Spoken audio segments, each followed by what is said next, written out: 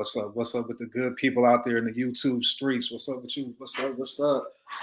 What's up? What's up? Hope everybody's having a good start today. Good start today. Yeah, we damn near to Friday. I'm already ready for Friday. I ain't even gonna lie to you right here. But there's been a lot of controversy along this topic that we about to touch this morning because the man that we're gonna talk about today, Marcellus Williams, this man is no longer here though. This man was executed on Tuesday night.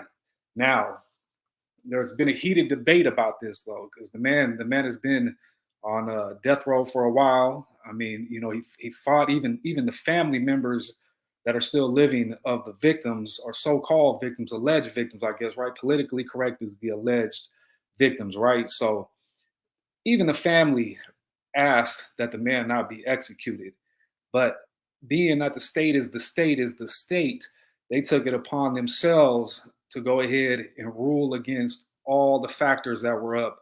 There's a lot of issues with the case, but I lie to y'all if I told y'all I already knew about this dude before all this last days came down, because personally, I never even heard of this man before. So good morning to you, Jenny. Good morning to the chat. Good morning, good morning, good morning. So good morning, good morning. But yeah, the family and everybody, and they still ruled against him. So the state took the case into their own hands to do this right here. So we're gonna go over both sides of this right here. And I need to get familiar with the case myself. So I'm gonna kind of be learning this with y'all myself, because I don't have a biased opinion to this, because I really don't know all the factors of this. Yeah, prosecutor said no DNA evidence, right? But there's some other factors though that go into this though. So that's the kicker. And you guys are probably sitting here looking at this screen wondering, right? Wondering why is there a picture of this money in this like blurred money watch? Looks like $2 bills. Looks like I don't know if those are like black platinum credit cards or what those are right there. But interesting enough, I was looking at this right here, looking at this picture, and this is the reminiscence of what was in young Dolph's pockets when he died right here. Today's the trial of this right here, and it's closing up. I think anybody that's even keeping tabs on it or been watching it, oh shit, get this back in action. Camera trying to get away from me. Hold on. Lock it back in motion. So yeah, with the young Dolph trial, that's coming to a conclusion today though. And it looks like, without a doubt, there's no doubt the straight drop is about to be, found guilty. I don't think they're going to take too long to go back here and look at all the facts, the testimony, and all that stuff right there before they find him guilty. I think he's cooked. I think it's over with for him. But this is a sad state of affairs to look at, young Dolph's pocket right here, and it really made me think here. You know what I mean? It's a reminder. It's a reminder that you can't take none of this with you right here. All this money, the expensive watch, all this stuff right here that is like the average person's, right? This is the average person's, dream right here, to have a pocket full of money like this and have the Cartiers, have the jewelry, have all this stuff right here. But, this man expired and he's no longer here, and he can't take none of that with him right there. I think that's a humble reminder when I look at this picture right here. And, you see how many times Dolph was shot though, right? He was shot almost like 22 times with a high powered, something that just rips holes right through you. I mean, them guns right there are really made for war, and he got hit like 10 feet away. So, this right here is a sad state of affairs when it comes down to just looking. You can't take this money with you. You can't take none of this material stuff with you right here. This stuff is very temporal and material. But without further ado, right, we're going to jump right into this next one right here. We're going to get into this next one. I'm going to switch this and jump into my history. As a matter of fact, what we're going to do is we're going to switch. We're going to switch this. Switch these real quick.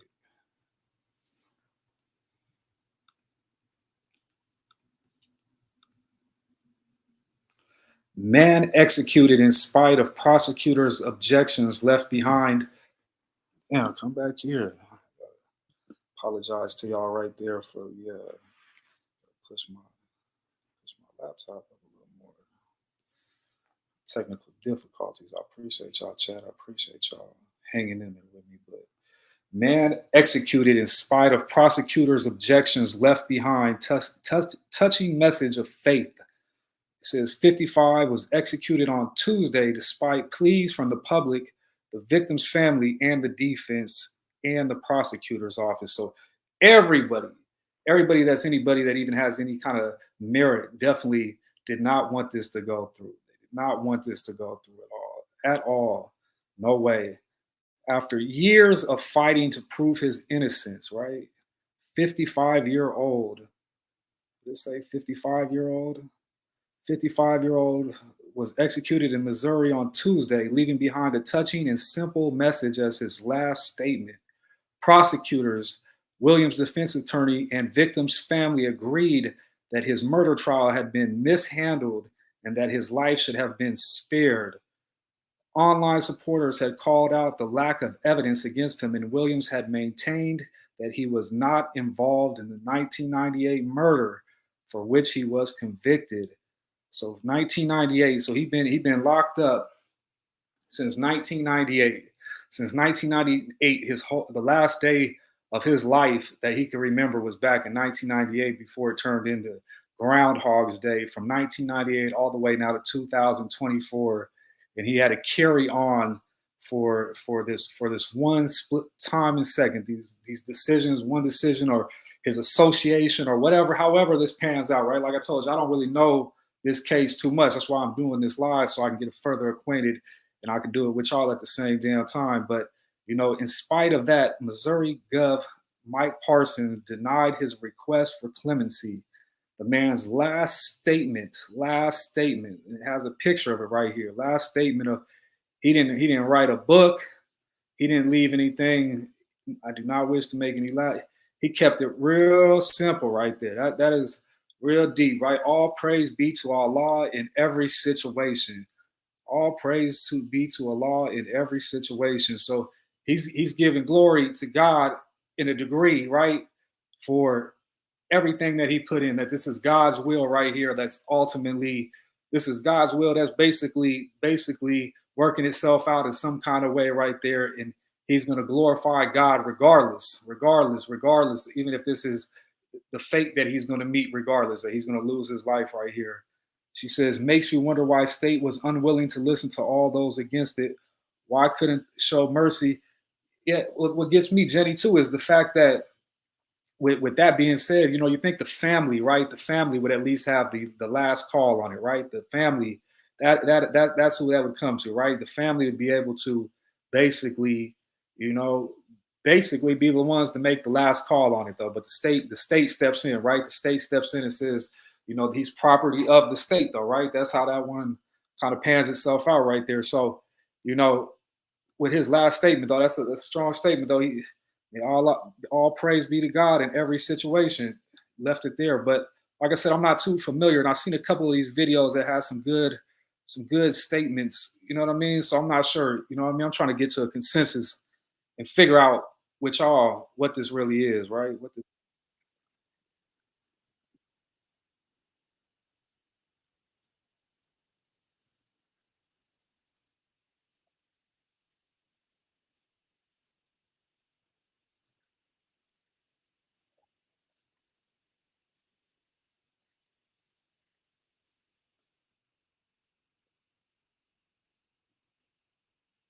Even the victim's family did not want this man to be executed. This is a man who always proclaimed that he was innocent, yet not only was imprisoned, but actually executed. Yet, what were his final words? All praise be to Allah in every Oh, situation. digger, what's And up? Good morning. honestly, Good the fact morning. that he became a devout Muslim in prison and these were his final words, it's a very bittersweet situation. Because even more important than living a happy life, enjoying your freedom, more important than anything in the world is having a good end. And inshallah ta'ala, this brother had a good end. That's a strong statement right there. That's a super strong statement. He said, it's always good to have a strong start, but what about the end? To have a strong end, though, to have a strong end. I don't think too many people nowadays even realize that there's something more at the end of life, right? That, I think a lot of people do the shit they do because they don't think there's nothing that comes afterwards, right? They can beat, the consequences of their actions, however large or whatever it may be. But I wonder sometimes is that's how families get cursed, though. You know what I mean? Where that a family generation can be cursed based on the actions of a previous generation and how, unmoral they might be in front of God. You know what I mean? I wonder that sometimes because, there's you're definitely not getting away with the consequences of all your actions in life. Like at some Situation. point, you're going to Because answer for even that more spiritual. important than living a happy life, enjoying your freedom, more important than anything in the world is having a good end. And inshallah ta'ala, this brother had a good end. And surely on the day of judgment, the innocent will be proven innocent, and the guilty will be proven guilty, and the unjust will be held accountable for their injustices. The Prophet ﷺ would often repeat this ayah when he would begin his speeches. O you who have believed, fear Allah as he should be feared, and do not die except as Muslims.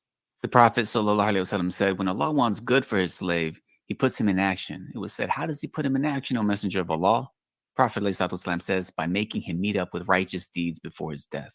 And the Prophet ﷺ said, verily, with righteous deeds before his death, with righteous deeds. So like they think that you can wipe the whole slate clean, which I think is got to be kind of true to the degree, no matter what kind of religion you look at it, right? Because even in the Bible, the biblical, Old Testament, New Testament, all the holy men are men that became, really your real figures in the Bible.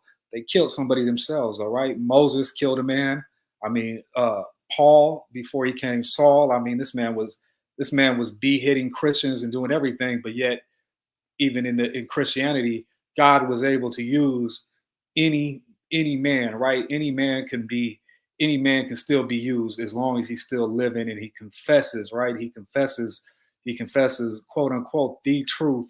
And then from that truth right there, that right there is the redemption, right? That would be the redemption, right? Death is the true beginning of living in the Lord. Yeah, well, that's the thing about Jesus as well, though, because Jesus conquered the grave, right? Jesus is the only one that we know that or can be. I mean, I guess through his, if we really get broad, there's other mythological, but being that he's the Son of God, he was the one that conquered death, though. He conquered and was raised again. So essentially, Jesus has beat death and conquered, death as we know it. But that's a powerful statement by this brother, though. He knows he's about to. He knows his fate's there. Think about how many days this man had to sit in that cell by himself in isolation and be with his thoughts, though, and be, whether, you got to come to peace with something after so long, right? Especially sitting inside of a concrete cell or anywhere. Like, this is your main focus, right? This is all your thoughts is on. And this man had to come to peace and realization with that every day, that his fate, he had a date.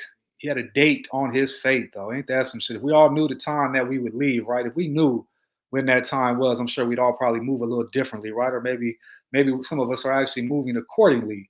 But nonetheless, it's crazy to think, though, that, this man knew his date for all this time and still his last thing was all praise to God, though. All praise to God right here. But like I said, I'm not too familiar with this case. So, I seen this is like a basic breakdown of it, right?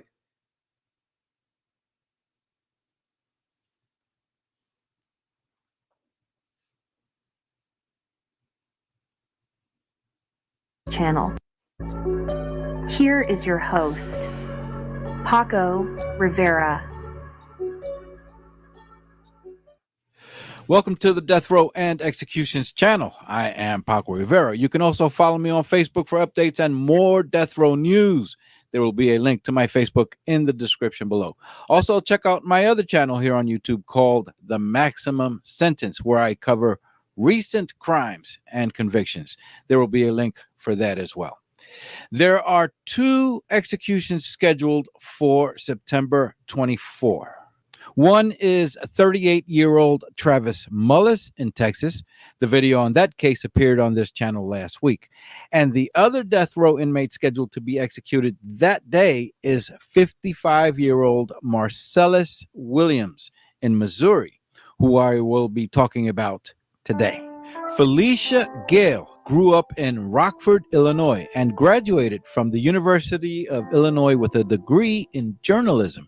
In 1981, she began work as a reporter for the St. Louis Post-Dispatch newspaper in Missouri and remained working for that newspaper until... Man, y'all tell me this dude's voice is killing me over here, man. Y'all, I'm gonna find another video, man. My apologies on this one. This dude's voice is... I don't know. It's crazy because when you watch some of this stuff right here, you got you gotta watch how they dictate it. You know, everybody's got these political narrations and views and stuff like that, right? You know, it's like I want to find something that's gonna give me some straight facts and kind of straight to the point though. Because his voice is killing me right there. He moving too slow, way too slow for me. That voice killed me right there. Let's see what they're talking about on this one. In the past 24 hours, there's been a lot of talk in the media about Marcellus Williams, convicted of fatally stabbing former newspaper reporter Felicia Gale in her home in 1998. Williams was executed by lethal injection in Missouri last night. But his murder conviction has been called into question by both prosecutors and the victims' families. And look, I agree with those saying if there's any uncertainty at all, they should have at least delayed the execution. But what the media often ignores in a cause celeb case like this is the evidence that actually led to his conviction, which we'll talk about in a moment. But a deeply unsettling question remains. Was Marcellus Williams innocent? We will remember him for his deeply evocative poetry and his love for and service to his family and his community. The world will be a worse place without him. Williams is the third inmate executed in Missouri and the 15th in this country this year. He was 55 years old. He will never be older because Missouri is a state and we are a country that maintains a system of official killing without mercy, even amidst evidence of innocence. So why did the governor, the state Supreme Court, and the U.S. Supreme Court decide not to intervene? At the time, prosecutors argued Williams broke into Gale's home, stabbed her 43 times with a kitchen knife, also taking her personal laptop. Gale's personal belongings were allegedly found in Williams' car, and the laptop was apparently sold by Williams shortly after the murder. But his attorney, Tricia Rojo Bushnell, said jurors didn't know the whole story. The other piece of evidence that they use is they just skipped over the victim, though. They skipped over the victim, like, you know what I mean? They went straight about him. What you know, I'm kind of like, I'm trying to figure out, like, how did he know? Are they neighbors? Did he know her? Or, like, how did that shit work? You know what I mean? And to be stabbed 44 times, you know, what kind of shit is that? That's somebody that got some real life, like, anger, or like how do you go about that? That's personal as ever. 44 times? You mean to tell me this woman got, who was she to him, though? I didn't even, they skipped over that piece of the equation quick. But his attorney, Tricia Rojo Bushnell, said jurors didn't know the whole story. the other piece of evidence that they use is a laptop that Mr. Williams did sell that was from the victim's home. But what the jury never heard and what the courts continue to just ignore is that laptop was provided to him by one of those incentivized informants who herself should have been a suspect, but instead was allowed to testify and get deals and sentence this man to death. Williams, who has a long criminal history, including 15 felony convictions, ended up being convicted of first-degree murder, even though no physical evidence connected him to the crime scene. So that's what it is right there. 15 right there. You know, 15 felony counts right there. That ain't gonna paint you good in front of nobody. That's a huge damning offense right there. Williams' criminal history included 15 felony convictions as well as offenses related to Gale's murder. That's crazy because hypothetically, right? Say he really is innocent. He really is innocent, right? No telling what he done got away with, though. You know, God work in some crazy ways right here. Now, if you was not guilty and you done did hands still dirty somewhere or some kind of way, right? This comes back around. Like, either way, this is a damning feature right here in my opinion. 15 felony convictions, ended up being convicted of first-degree murder, even though no physical evidence connected him to the crime scene. In addition to the laptop, his murder conviction relied on the testimony of two witnesses, jailhouse informant named Henry Cole, to whom he supposedly confessed, and the woman who she was referring to, his ex-girlfriend Laura Asaro, who allegedly found Gale's purse in Williams' car, leading Williams to confess to the crime. Both witnesses came forward after a $10,000 reward was announced. Wow. The Midwest Innocence Project saying, wow, that's when they came forward. They came forward for the money, right? Williams confessed the murder to his girlfriend soon after committing his horrific crime once his girlfriend found Mrs. Gale purse in Williams' car. Wild. Wow, that's just wild. There's a whole lot going on. Girlfriend Laura Asaro, who allegedly found Gale's purse in Williams' car, leading Williams to confess to the crime. Both. So the girlfriend told on him because she found the laptop in their car right there, and she wanted the reward money. So she turned him in for that. Witnesses came forward after a $10,000 reward was announced. The Midwest Innocence Project saying the victim's family opposes his execution. Jurors who originally sentenced him to death now oppose his execution. The prosecutor's office that convicted him and sentenced him to death has now admitted they were wrong and zealously fought to undo. Wow, that's crazy. Look at all that, though, right there. Even with all that history right there, look how much, the victim's family, right? The victim's family got to have some real say in this, though, right? But they're not going to outweigh the state. The state is ultimately the one who owns this man, right? He's property of the state. It says the victim's family opposes. Jurors who originally sentenced him to death now oppose his execution. The prosecutor's office that convicted and sentenced him to death has now admitted they were wrong and zealously fought to undo the conviction and save his life. And even the prosecutors, that's crazy. The prosecutors is going to bat talking about we were wrong, we should, and still nothing. Do the conviction and save Mr. Williams' life. The biggest issue with the physical evidence, hair and bloody footprints found at the scene were not a match for Williams. A move we don't see often. Both sides came together to try and halt the execution. Williams' legal team and St. Louis County prosecuting attorney Wesley Bell filed a joint filing alleging, among other things, that DNA evidence was contaminated. Keep in mind, Bell was not the original prosecutor, and he's running for Congress as a Democrat. But after all the appeal efforts and new evidence, Governor Mike Parsons saying, "We hope this gives finality to a case that's languished for decades, re-victimizing Ms. Gale's family for decades. No juror, no judge has ever found Mr. Williams' innocence claim to be credible." That's crazy. 2 decades of judicial proceedings. 2 decades, that's 20 years right there. And more than 15 judicial hearings upheld his guilty conviction. That's a lot, though, right there. He's been fighting on this shit. No turnover, no budge, no nothing. That's crazy. For that much time right there, you think something. So state is basically saying, man, this man right here is just costing us money. He's going to keep us going and keep us going. So the state being a business and a business being an entity, we know that has no feelings right there. They're making decisions from a financial ground with no feelings or emotions into it. But what is the price of life, though? What especially somebody that's been arrested and a felon's life in prison is worth nothing, though. That's the bottom of the barrel, though. If you in prison, you the bottom of society's barrel, though, right there. So that's why they saying 2 decades of this, 15 judicial hearings, thus the order of execution has been carried out. 2 decades of judicial proceedings and more than 15 judicial hearings upheld his guilty conviction. Thus, the order of execution has been carried out. Look, I'm torn about this case, but those saying this should have been, an easy decision, may be ignoring the actual evidence here. Joining me now, Geraldo Rivera, who's covered as many high-profile cases as anyone. He's also an attorney. And Randy Zellen. Look at Geraldo. Geraldo's been around. That man's got to be.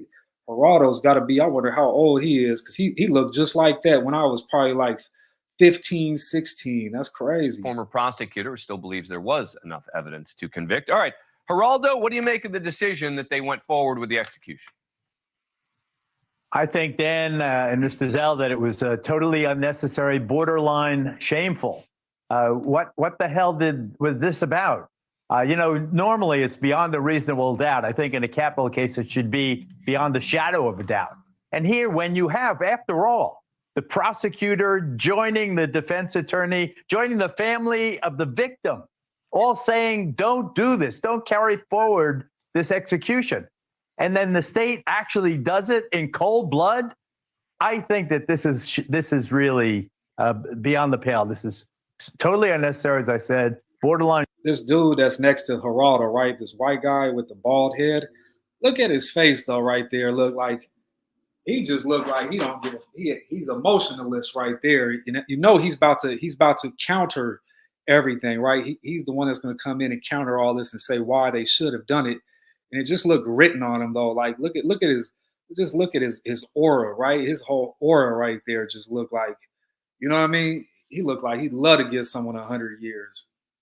Unshameful. This is why do this? Why take this man's life? Why do what everybody involved asked the courts not to do? When the family of the victim joins the prosecuting attorney and the original foreperson of the original jury, then what's this about? A jailhouse confession? Every jailhouse confession ever received should be absolutely discarded. The motivation of the cellmate to make up a story about the accused in a high-profile case is undeniable. Right. What happened to the snitch in the jailhouse? They didn't say nothing about the snitch. Now, Geraldo saying some shit about snitch. I ain't hear nothing about no snitch. Chat, let me know, did y'all hear something about a snitch? Because I didn't hear nothing that talking about snitch. So there was a jailhouse snitch as well as his girlfriend that turned him in for the $10,000 right there. Following his turning on his cellmate. But where did he go? His testimony was only one piece. Randy Zellin, what do you make of what Geraldo just said? This is one of the few times in my TV career that my heart is actually pounding while I am on, because I have a dilemma. I agree with Geraldo from my heart and from my soul, but my head tells me that, do you not believe in the criminal justice system? A jury spoke, appellate judges spoke, attorney generals. See, knew he was coming in to counter, right? This bald-headed white dude to the left. He was coming. We knew that. We could see the look on his face that he's ready to come play defense. And of course, he built him up and knocked him down with his opening little statements right there. Now, you know, he said, I believe with my heart, just like Geraldo, but does one not have faith in the judicial system? Now, do we have faith in the judicial system? That's the real question. Powerful, you know, he answered that question with another question and another question right there.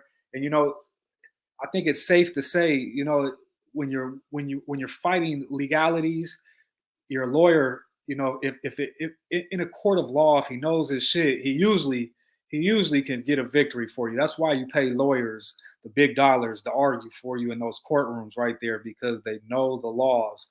So, you know, whatever fights for this last 2 decades that this man has been doing, right? He's got 2 decades and 15 judicial hearings and shit, and they all have ruled against him. They all went against him, all of them.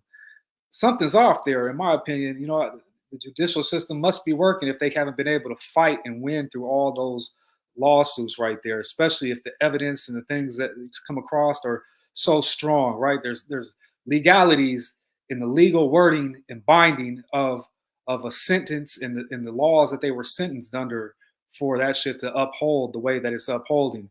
So that right there is a strong piece of the equation to me too, though. Like why after all this time, if it's so open and shut on the YouTube channel, you know what I mean, on a video I'm watching, why out of all these 20 years has nothing been able to get overturned? Because I've sat in that penitentiary and I've watched dudes go into become jailhouse lawyers. And when they become jailhouse lawyers, they in the law library, every movement they run into law library, they working on their case. They trying to give some time back. They looking for any flaw between black and white lines that they could find that gives them an opening, a wedge enough to be able to get back in court and fight it in front of the system.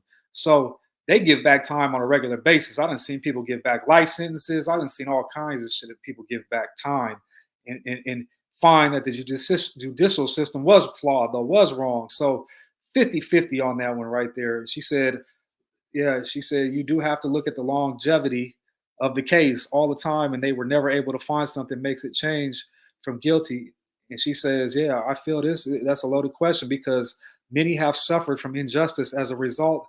That's why I say, yeah, I feel this. You know, that's why I say it's like 50-50 on this one right here. You know, that's what we pay these tax dollars for, right? We hope the motherfucking judicial system be working, but we know it's not innocent until proven guilty. It's guilty until proven innocent in any court of law, especially as a minority man right there. You know, this is the classic, you know, black versus white, you know, white woman harmed by black man right there. So, you know, this is really one of them right there. You know, unfortunately right here, and the average, you know, the average judicial system is really not, they're going to frown upon this shit. They're going to, you know what I mean? This is, you know, but like this guy's about to spill, right? We already see he's ready to go in for the attack, right? The dude on the left, bald-headed guy, he's ready for the attack. Do you not believe in the criminal justice system? A jury spoke, appellate judges spoke, attorneys generals spoke. This case was looked at over the past 2 decades, so many different ways, so many different times, by so many different people.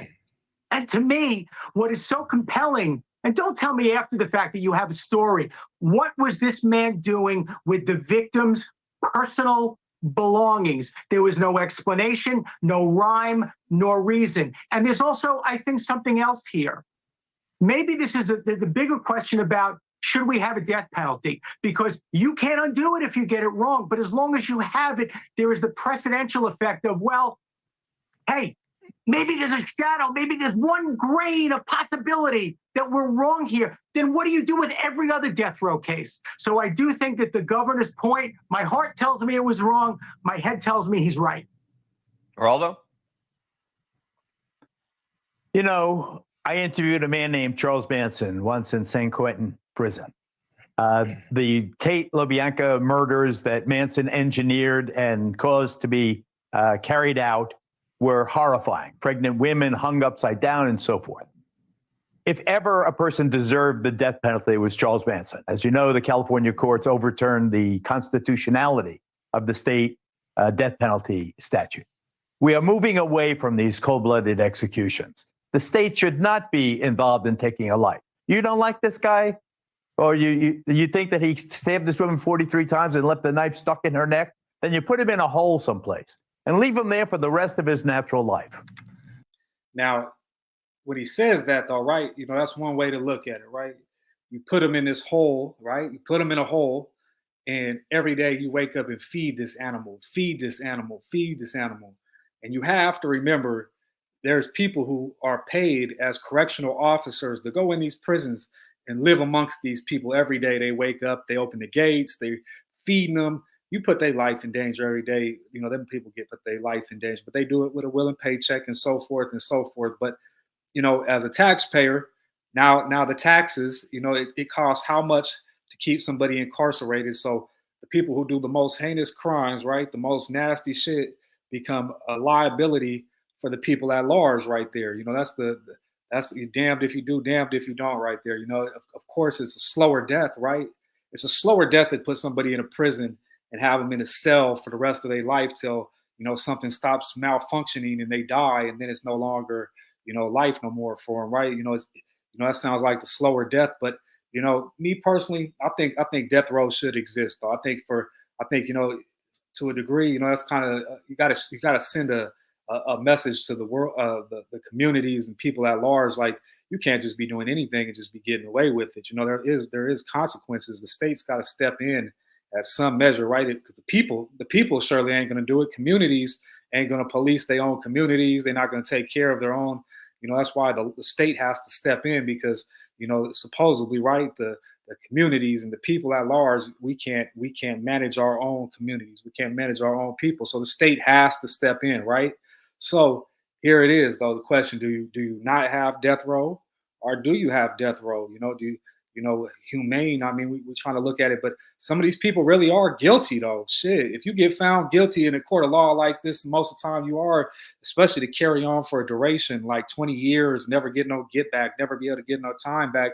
Something's a flaw here, though, right? If it was open and shut, they would have found a loophole and got through it, in my opinion. From my experience in life, just from seeing that shit and watching and being on the sidelines, right? Now, chat, y'all tell me what y'all feel about death row. Yay, nay, y'all let me know.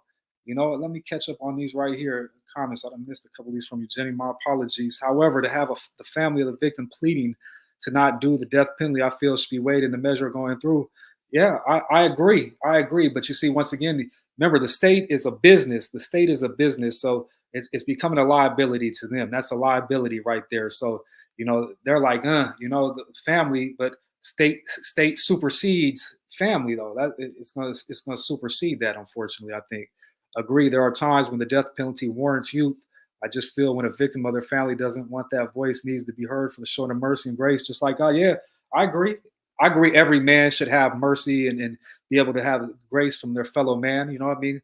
But you gotta I don't know, looking at it from the business aspect of the state, I can see why they do what they do, though. That's the cold kicker of it.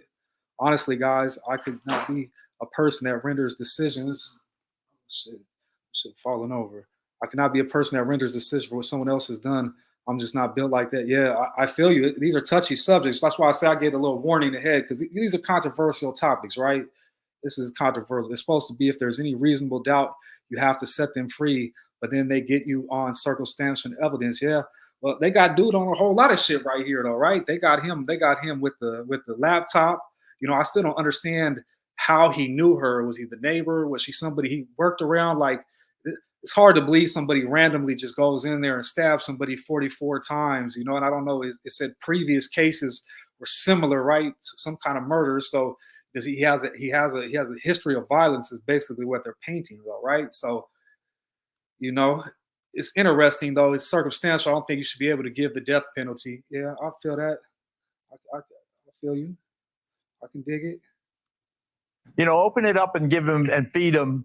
But and don't let him talk to any of the other attorneys, cellmates. But Randy's point is that that if you follow the law, right, a jury sentenced him to death. There is more evidence. I'm glad you reminded me. Yeah. I like Randy. But all those people he mentioned, the attorney general, the governor, and so forth, those are all elected people. They're politicians. When every politician is for the death penalty, because law and order and crime and punishment are so profoundly center in our collective consciousness. But the Supreme Court of the United States are so afraid of crime and violence and so forth. He's making the point, Geraldo, that he's saying the courts didn't step in either. He appealed through the state courts and the United States Supreme Court. And look, and it is tough to explain, right? The items found in his possession. The defense's explanation is, well, the woman who claimed that she found them there may have actually been a suspect here, and she only came forward after they offered this reward, except she never actually tried to get the reward after. Damn, what the fuck? This is a twist for me. I guess I missed this piece. My fault. Technical difficulties, y'all. Technical motherfucking difficulties with the camera. But I never knew they said that the girlfriend should have been she should have been the suspect. Is that what they saying? So she could have been the killer, is what they saying. She could have been the one that stabbed her 44 times. Now they saying that she didn't get the reward. So they trying to get this after they put it out there. So, there is this pesky piece of evidence that it does seem to me a lot in the media when we're talking about this, just ignore some of the evidence against him just to say, oh, it was clear as day that this is a case of innocence. What about DNA? What about the hair? What about the other evidence that was compromised for one reason or another? How can you go ahead with an execution when you don't have that physical connection of this perpetrator to that crime? Let me let Randy try and answer that. How many criminal hands it went through? Yeah, Randy, that's a tough one, right? The fact that the hair didn't match him, the footprints didn't match him, the DNA was compromised.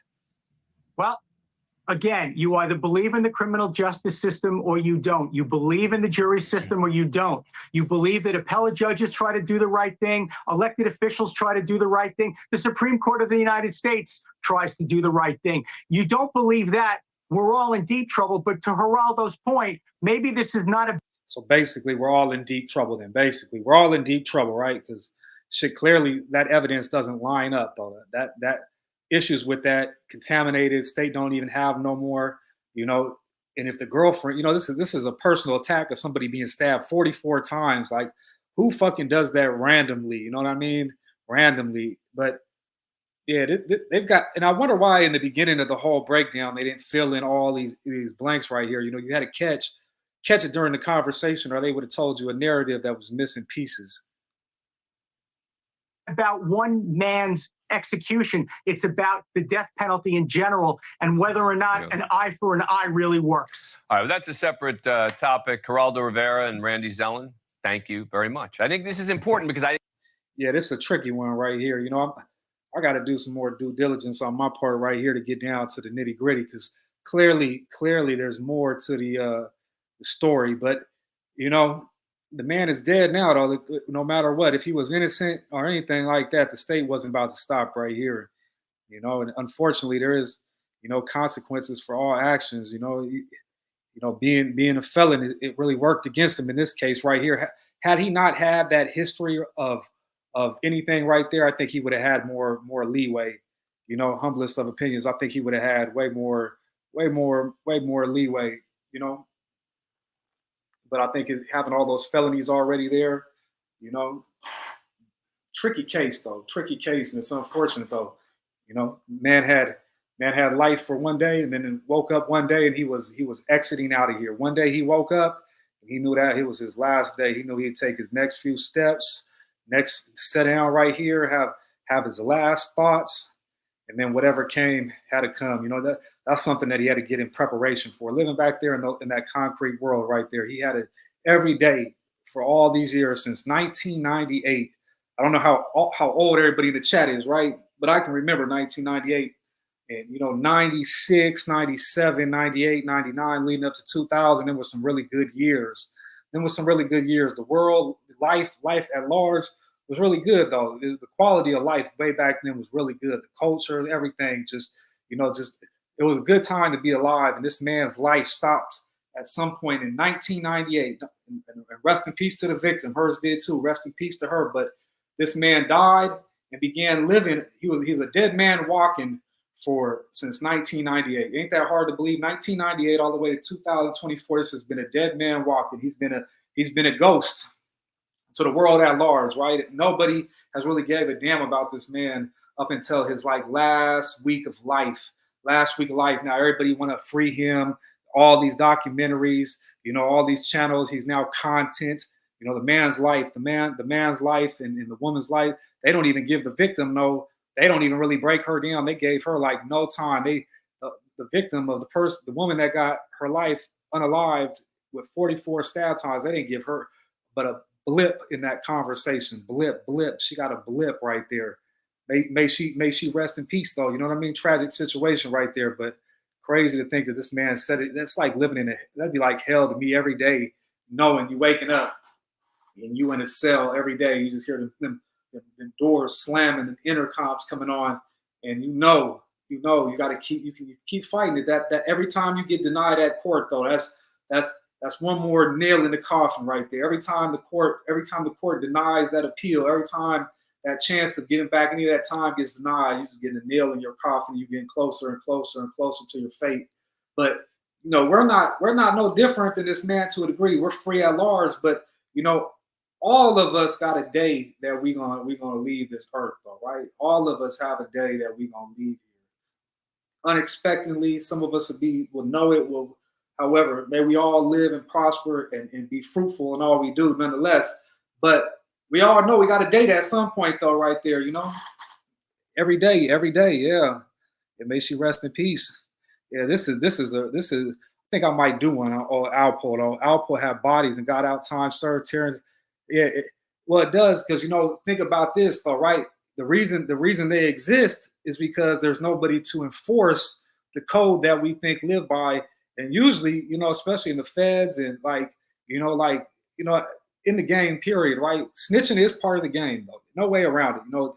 The higher up you go, the more people that probably tell as well. You know what I mean? Because snitching is part of the game though. It's one of the precautions of doing shit outside of the lines that could catch you up. And I mean, Young Dolph's trial is a perfect example, in my opinion, how cutthroat the game really is though, right? Like Dolph got his life taken because somebody else wanted to feed their daughter. He didn't want to go out and work a job, but he was already, motherfucking on pills, and he was just ready. He was ready to do anything for $1, right? He go hit a lick. He do what he's supposed to do. He get finessed out his bread. He angry. He end up telling on the other dude. You got to think the dude in Young Dolph said that's telling is the dude that first hopped out with the Drake, right? He hopped out. He did he's got the most shots on Dolph, though, right? He's the initiator of the reason Young Dolph died, right? But yet he's telling the whole story. He's working to get a chance to get out, though. And I don't know. I know they were doing the verdict before I started this, but I don't know. I don't know if he's getting a chance to get parole, right? I feel like he's got a chance to get parole, right? He can get paroled at some point. He got life. He just got to make it through 25 years of being down there in that Memphis, in that Tennessee correctional facility, and see if he can live and survive as a rat for 25 years, and he got a chance to get home. And they're gonna tell him maybe he does get out. But Alpo wasn't nobody gonna force that shit on in New York. Come on, around time Alpo got out, right? Wasn't 6ix9ine the king of New York, right? Or claimed to be. I mean, that says a lot about New York and how the times have changed, though. You know what I mean? In my opinion. Yeah, but snitching is part of the game, though. That's the cold reality of it. Yeah, you're really right. When cop people look for a way out, so they snitch. Yeah, I mean, it's every man for themselves. It's every man for themselves. That's why there is no like honor amongst thieves or anything like that. Every man for himself. It's every man. When they start telling you ain't never gonna go home, and they can work with you and stuff like that, man. Everybody's gonna fold. I'm not saying that's a good thing to be even caught up in that shit, because the risk versus reward right there ain't even really worth it. You know what I mean? It really ain't, especially in Dolph's case, right? I mean, damn, even 40 grand to risk your entire life too if you get arrested. I mean, they wasn't thinking with the end in mind by no means. They was crashing out. They was high, and they were just thinking and making actions and thinking they knew what they were doing, but they way off track in my humblest of opinions. But shows you the epitome of the game to me. That's part of the game, though, right? They're gonna, it's cutthroat. Every man for himself. Right? It becomes a matter of self-preservation when people's back are against the wall. Yeah, they're gonna tell. Shit, they want to go home. They don't want to be locked up. Shit, there's one thing when they was on the street and they was able to pull the trigger and drive off and go home and all that shit. But it's a whole nother ball game. Once again, when you get behind these walls and realize life as you know it is over with, though. You'll never experience life. You'll never feel what it feels like to do this or do that ever again. When you get locked up, that's why you be in them cells. Them cells make you think. Themselves, especially a lot of people coming off the street, they sobering up. They so used to getting drunk every day, high every day, and they got to sober up. And when they come to their conscience, right? Their conscience really, when it's sober mind, that's why they start, oh fuck, that's now everything making sense. Now they sobered up. Now everything making sense. And now they want to take a deal. They sorry. They wish they wouldn't have done this. And it always does trip me out, though, because people always try to make jokes about when you get incarcerated that you find religion, right? That you come back out. Like why everybody go to jail and become Muslim? Why everybody go to jail and become Christians? It's like why did it take you to go through? That's why a lot of people don't give people like that a lot of validation, because they do that when they're incarcerated, and then they get out here to the free world and they get back to doing the same bullshit again, like they didn't learn some new lessons. You know what I mean? Like they forgot it all. But the scripture does say that, though. It says that you get out here and you get into the world and become of the world. The world can drown you out of the living word that lives within inside you, because every day you've got all kinds of things that can persuade you to do this, things that can persuade you to do this. And what's the easiest thing to do? The easiest thing to do is giving to your temptations, right? If nobody knows, right? You can give into your temptations if nobody knows. Who's gonna call it? If you can't have it on yourself, there's no integrity. If you have no integrity in the dark, you know what I mean? You don't have no integrity probably in the light neither. You feel me? So I don't know. There's many ways to look at this, you know what I mean? But Dolph's situation is terrible right there. And I mean, shit, I think we all know that straight drop is finished. He's done. You put a fork in him, you wrap him up, put him in the refrigerator. He's cooked. He's done. He ain't coming back from that one right there. It's over with for him. But shit, play stupid games, you win stupid prizes right there. And for Marcellus Williams, man, I don't know, tricky case right here. I'm gonna have to follow back up on this one right here, because I got to do a little more due diligence. And I know this video already get long. I just wanted to bring some awareness to his case. You know what I mean? I see he's making headline news, but he probably ain't making as much. It's good for people to think about this stuff right here and have, even think about some of this stuff right here. Because, at the end of the day, all it takes is, you kill a couple people like that and you in front on death row or some shit like that. I don't know if I could do death row time. That changes the whole dynamics of doing time right there. Because, if you're going to die, like, what else do you have to live for? What every day you got to wake up and face reality until they come and tell you it's your day. But like, I don't know. Even with a 22-year sentence, I always knew I could make it home. But I always knew I could get home. Even if I do day for day, I knew I could make it home. And I prayed to God that I would never have to do day for day. Because, being behind them walls, like a month is like a year. You know what I mean? A week is like a month. a day be long as shit too. I don't, even though you be moving around, going from here to here, it's like every day, every week, every month, and these years is long. And you just gotta wait for so many. You know, you chalking off 1, 2, 3, 4. Like this shit is like, you know, it becomes life as you know it. But you know, yeah. How does snitching justify the bodies you got? Yeah, that's a good question. How does snitching justify bodies you got? I mean, shit. If they gonna, I don't say it's justified, but we know that the rules of the game is anything, right? The rules of the game is basically any fucking thing, right? At this point, right here, right? Who's going to enforce? Who's going to enforce the execution of the rat, though? Who is really going to dictate that? The people behind the walls, man, the people that's locked up, but they living under a super criminal code every single day, a convict code. That's the only thing that could keep structure behind the walls. In the real world, people are worried about losing their life. Are they worried about, oh, he didn't tell on me? You know what I mean? Ain't nobody just out here, you know, just going kung fu for the motherfucking game. You know what I mean? Ain't nobody, you know, man, for the right amount of money, anybody will fuck with somebody that got paperwork or any of that. It's a win. It's a trade-off situation. You know what I mean? In my opinion, these money seems to cover the flaws in today's world. Money, if you got money, all your flaws, anything you done, will cover it up, in my opinion. Not to say that that's right. I mean, that's not what I'm hollering, but it's just the way that the world is right now, unfortunately. But, you know, peace to that brother, Marcellus Williams. Rest in peace to him. Rest in peace to the victim. I never caught her name or her whole degree, but rest in peace to her. And I think I'm going to conclude that. I appreciate the chat rocking with me. Shout out to Jenny, Rob, Gold Digger, everybody that's in the chat. Appreciate y'all rocking with me. Once again, I'm looking for more subject matter. So if y'all got content ideas or want a topic to go over, then let me know in them comments below. I definitely will pick them up, and then we get on that time right there. But I appreciate y'all rocking with me. If y'all would be so kind, hit me with a like before y'all get up out of here. I'm going to catch y'all on the next round.